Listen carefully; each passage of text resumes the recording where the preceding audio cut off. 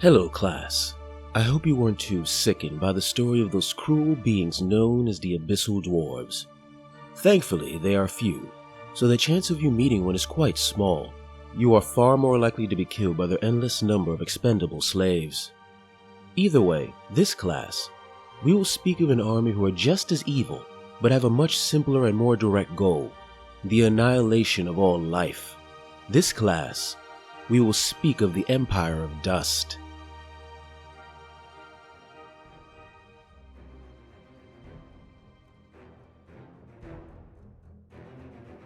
Now when you think of a land of death, you obviously think of the kingdom of Ophidia. It is, after all, the land where the most well-known necromancers have gotten their start. However, despite the prevalence of necromancy in Ophidia, the nation still has a large population of living, breathing souls, and I'm fairly sure many of its ruling class actually cares for its citizens. No, when I speak of the land of death, I speak of the vast deserts and crumbled ruins far to Ophidia's west, a place once the home of the Ammonite Empire. Long ago, in the time of light, a desperate people traveled north from their now barren homeland to settle in a new and more bountiful land. In this new land, these people quickly re-established themselves and expanded into the surrounding countryside. Soon enough, they began trading with the many powerful nations of the day. Elves, dwarves, and other kingdoms of men became valuable trading partners. And soon enough, the Ammonite Empire became an important cog in the economic and political stability of the southern regions, an empire that expanded its power even more with the introduction of the dead. Now, before I continue, I should mention that the Ammonites always revered death, so much so that they seemed to care more for their dead than their living. The lower classes honoring their dead with ancient rituals and prayers, while the pharaohs and highborn constructed great pyramids and shrines for their bodies to slumber in comfort for eternity. The high priests were also constantly researching into and philosophizing on the nature of death and its meaning in the world.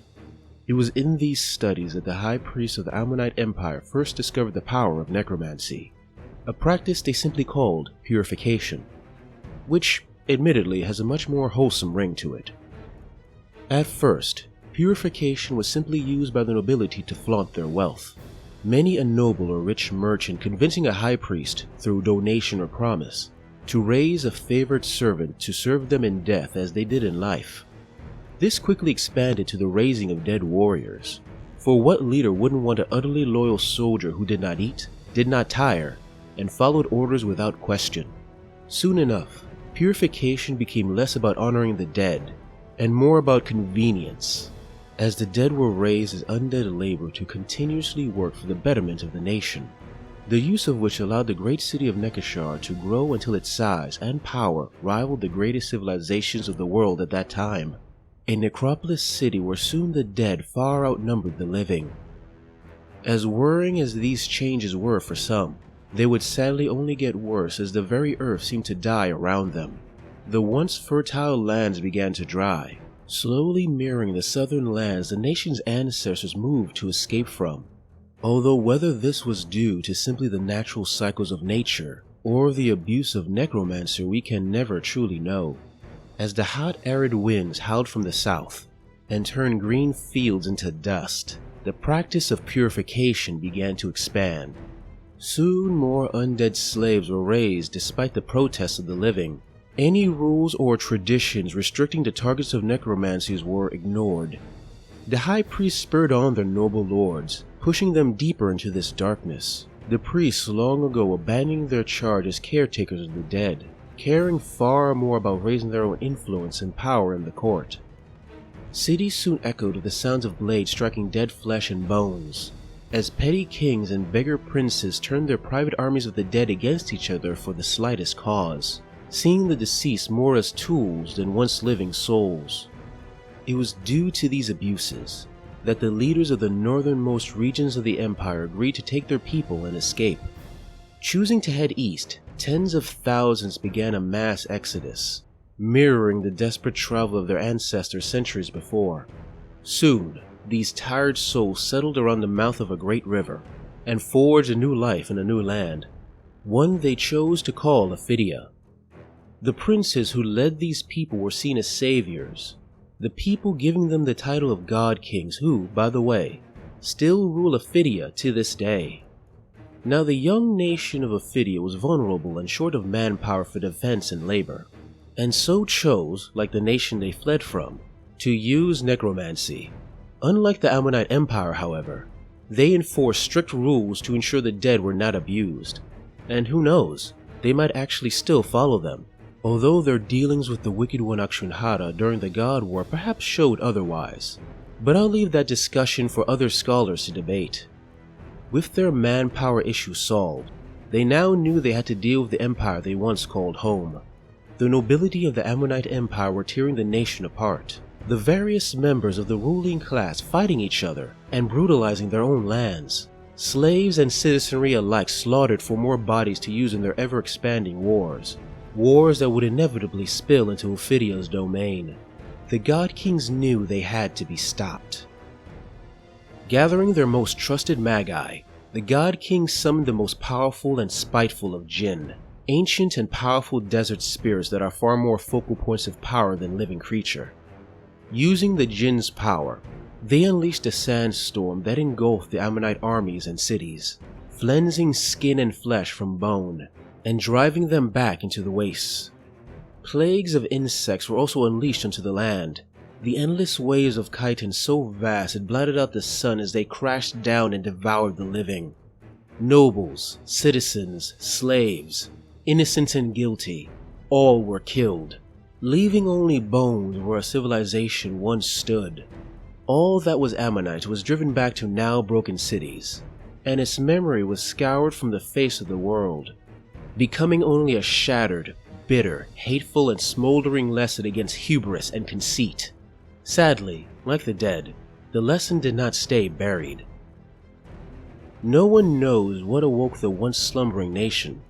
Perhaps some unlucky tomb robbers unleashed an ancient spell that gave life to the lifeless.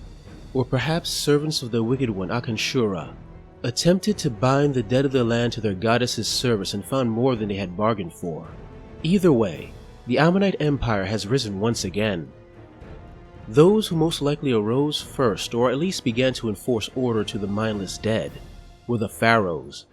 Already willful and arrogant in life, in death, their very will became power, their presence enough to have legions of the dead follow their every command.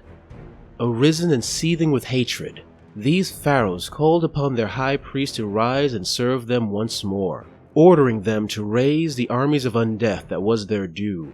The high priest obeyed, for the will of their pharaohs could not be denied. And it also helped that the high priest also shared the same hatred of the living that cursed them to this undead state.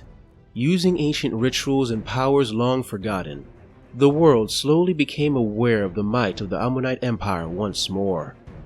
Already, many forces have seen or have felt the touch of the Ammonite Empire, from the Twilight Kin whose greed set the Empire's eyes upon them, to the Trident realms of Neritica, who constantly monitor nearby waters for undead ships, as well as many other armies who shudder at the sight of ancient death and what may be an unstoppable army. The core of any Ammonite force, and the most numerous of its soldiers, are its legions of skeletons, an endless number of sand-bleached bones marching and fighting in lockstep. Whether once warrior, citizen, or slave, their former lives are now forgotten, as they now serve silently in service to their rightful rulers. In melee, you will find skeleton warriors wielding tall shields with spears or ancient hand weapons. Although individually weak, their vast numbers make such disadvantages moot. Some may also be archers, wielding bows, or archaic crossbows which are just as deadly as their more modern counterparts. When more skill is required, the Empire can call in the services of the Royal Guard, although once considered a place of honor for a noble's most skilled fighters. Over time, the position as one of these silent armored warriors became a punishment for a noble's greatest enemies, a place of humiliation, as the Pharaoh flaunted their would-be rival or assassin as their now eternal servant. Some march on foot, carrying two-handed glaives or pole arms and serving as immovable shields for their Pharaoh or High Priest Lord. Others fight on horseback, or gilded chariots, crashing into the enemy to destabilize their formations or swiftly kill key leaders. One, however, is always chosen as the Pharaoh's personal champion and standard bearer. Unlike other royal guard, this position is always taken by one who was once utterly loyal to the Pharaoh in life. This royal guard holds aloft the Pharaoh's standard, which is not only a symbol of their office, but also reinforces the energies of undeath which binds the Pharaoh's armies together. Additionally, the Pharaoh may wish to have a number of mummies under their control. Former nobility exhumed unceremoniously from their tombs by the high priests and called to war as mindless servants under the Pharaoh's complete control. The ancient embalming substances and rituals that preserve their bodies, making them almost impossible to destroy. As for whether the Pharaoh feels any guilt about using their ancestors as mindless monsters, it is unlikely. The high priests not only call upon the dead of sentient races, but any formerly living creature can also be raised. Swarms of insects, perhaps even the desiccated remains of the insects that first consumed the Empire, can be summoned, washing over the enemy in a flesh-consuming wave. There are undead giants whose large frames are still imposing despite the substantial loss of flesh and skin. There are worms. Although hard to control in life, in death, they are as loyal and obedient as any hound. The adults flying pharaohs across the battlefield, while younger worms incapable of flight are used to bury under the ground deep into enemy lines. The largest of the undead creatures under Empire control are the Reanimated Behemoths, once great lizards that died in massive migrations across the desert sands. The bones of these creatures are reformed into terrifying beasts that few can withstand. And feasting on the flesh below them, both the recently deceased and ancient dead, are the carrion birds. Creatures twisted by the consumption of undead flesh, they follow the armies of the Empire looking for more flesh to sate their hunger. The dead are not the only weapons under the Empire's control. There is power underneath the sands of their land that has existed there since before the time of light, a power that perhaps had a part in the Empire's original rise to power. Monoliths are ancient standing stones that burst with power. Many an elven scholar believe they tap into some arcane power grid, although how they are able to accomplish such a task is unknown. What is obvious is that the carefully inscribed hieroglyphs etched into those monoliths often blaze with living fire that enhance the already powerful magic of the High Priest, enhancements they need if they wish to bind the powerful Jinn. Ancient desert spirits of great power who, for reasons unknown, constantly entice mortals with promises of riches and power, laughing in malicious joy, as those promises are twisted in the Jinn's favor. Already inclined to despise the Empire, for the dead have no wants or needs the Jinn can exploit, they are further enraged as High Priests bind the Jinn into constructs known as enslaved guardians, forcing them to follow the commands of the priests in large, restrictive humanoid forms, carrying blades that channel the magic of the Jinn so it can cut through armor as if it was air. The Jinn continuously fight against this imprisonment, and if they encounter any weakness in their bindings, release themselves and pursue the offending High Priest with murderous intent. If necessary, a gathering of High Priests can call forth the essence of undeath itself to their cause. Called a soul snare, this abomination that is almost a living spell of undeath steals souls from nearby enemies and uses them to empower nearby undead.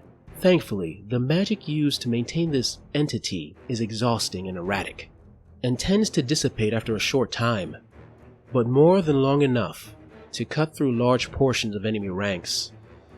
The rarest form of creature under the High Priest's control, however, is the idol of Shobek. Although the gods have long since been forgotten by most, the Empire still remembers the god they once worshipped, and whose idol they once used as a magical lodestone in times past. Now they can summon their god's avatar into the form of a massive statue that few can hope to stop. The price for such a summoning is unknown, however, but is assumed to be rather harsh, as such a construct is only unleashed in the most desperate of circumstances. Any who hope to appease this army has only to look upon the incantation of cleansing they performed upon their own lands when they first arose, a ritual that made the nearby rivers turn red with blood, the sea burn with liquid fire for 7 days and 7 nights, and unleashed great storms that blasted the sands till long-buried cities were revealed once more. While the land was subjected to this desecration, Every living thing for 100 leagues found themselves no longer welcome in these changed lands. Anything that once breathed was killed, either by the unnatural forces unleashed, or the weapons of the undead. Soon enough, the lands of the Empire became a place no living thing could ever hope to survive for long. With all the horror that this undead empire is readying to unleash across the world, there is one question that has plagued many. Why has Ophidia done nothing to prevent their once greatest enemy from returning? Is it some sort of plan on the part of the God Kings to weaken their other enemies? Or perhaps, and this thought is much more frightening, some force is preventing them from doing anything at all. As of yet, we do not know, but it is slowly becoming obvious to many that if the Ammonites are not stopped, soon all the world will become an empire of dust. Well, class, I hope this lesson on the Empireofdust did not shake you too harshly, because the next lesson is going to be much more disturbing. For although the Empireofdust is dangerous, they are still simply a physical threat. Our next class, we will discuss a force that will twist your very minds. Next class, we will discuss the Night Stalkers.